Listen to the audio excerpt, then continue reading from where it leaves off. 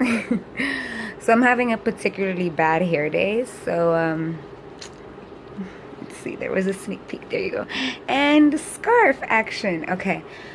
So today's video about Buddhism, brought to you by me, is about, I recently dislocated my arm. Like, not kidding. I actually dislocated my arm. And it's weird because it's like, I've never broken anything, and I've only ever like sprained my ankle, the same ankle, a bunch of times.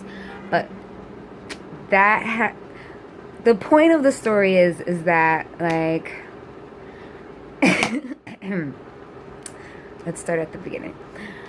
So I've been recently challenging myself to get outside of my comfort zone because I get wrapped up in being stagnant, and then I just get sad that I'm stagnant, and then I talk about how I'm stagnant, and then I stop talking about how I'm stagnant because it's just like, who wants to hear about that all day? And then, like, I get so wrapped up in like work and like the mundane parts of things, it's so kind of sucks your soul out. But so the point of the story is that I've been challenging myself to get out of my comfort zone so I won't get stuck in that cycle of just blah, boring, horrible, miserableness, right? So my incredibly, like, amazing, adorable, like, friend in the making, but friend nonetheless, Jen, which is my boyfriend's cousin, right? Weird, but we're cool. She's recently, like, taken up Buddhism too, like, and one of the things that she's been doing is getting out of her comfort zone and kind of just doing her own thing. And, it's hard being that girly girl who likes to play in the mud in their pink puffy dress. Kismet, love, soul sister. So she goes rock climbing now, or has been, or basically she was going rock climbing, and I was like, I want to do that. And it was kind of like a Buddhist challenge to myself because I haven't worked out in a year, which has been really difficult on me psychologically because it's always been a place of peace and comfort for me. But being that I haven't worked out in a year, it just kind of became this like, oh, I don't want to go to the gym, like, nervous feeling, anxiousness. So the Buddhist challenge was to, like, if I had the upper body strength to climb the wall and, like, do these activities or whatever. What I realized while I was there, first of all, rock climbing, lower body strength. So ladies, do it. Don't worry about where you are physically. Do it. It is awesome. So much fun. Liberating. The scariest and most horrible part is when you have to, like, let go of the wall and you think that the rope's just gonna, like, snap and all your weight, and you're like, it's like that when you sit on a chair and it breaks underneath you fear. But no, it grabs you 1 second and then you're like, oh my god, I don't want to stop doing this. And I know it's a weird precursor to be like, oh, I dislocated my arm, go rock climbing, but that's not how I did it. After 3 hours of rock climbing efficiently, I have videos to prove it. I might actually upload one and put it up there, and it's a poorly taken video, but it is one that shows that I did something.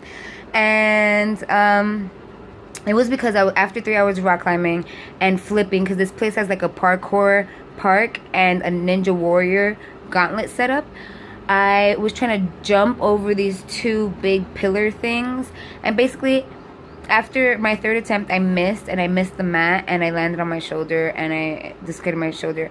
But that was my own fault, okay? I was trying to do parkour and I haven't done a push-up in a year. So that is the warning, test your limits, but don't be ridiculous, okay? Like, I'm not gonna try to skydive by myself if I haven't done the prerequisites of skydiving. Same theory here. But getting back to, like, the beginning of the story,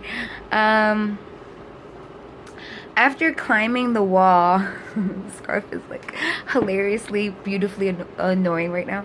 After climbing the first wall, it was liberating. It was awesome. I felt like, I was like, how can I be so naive and think and limit myself so much and think that I can't start anew this very second, and, like, or how strong I am in this moment.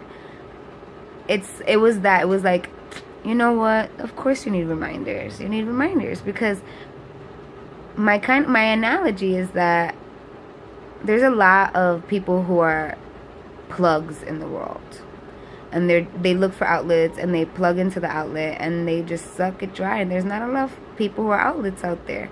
And and I guess everyone's one of those double-sided ones. Sometimes you can be a plug, sometimes you can be an outlet, but like, you need to do the things that make you feel energized and alive and challenged and free, because what else is the point? Like, be good to each other, because what else is there? Like, the alternatives are always so incredibly mundane and ridiculous and blah blah blah, blah, blah, blah, blah, blah. I don't know, I feel like the point of my story always is that it's always about getting better. Like, in my Instagram profile, like, about me section has been the same since I got it, and I know it's like everything kind of goes back to social media, but it's like, life's about 3 things, man: being happy, staying happy, making the world a better place. So gotta do the 3.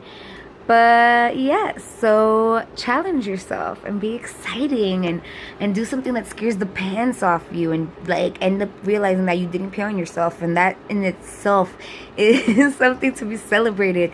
And challenge yourself again and be even more challenging, because like, dislocating my arm didn't make me like, oh my god, I'm never gonna do that again. It definitely made me be like, all right, I have to, once I'm healed, obviously, I have to do push-ups, but I can do squats today, and I can start getting stronger and better today, and doing the things that makes me ready for those challenges that I want to overcome later on, because it all begins now for our future happinesses.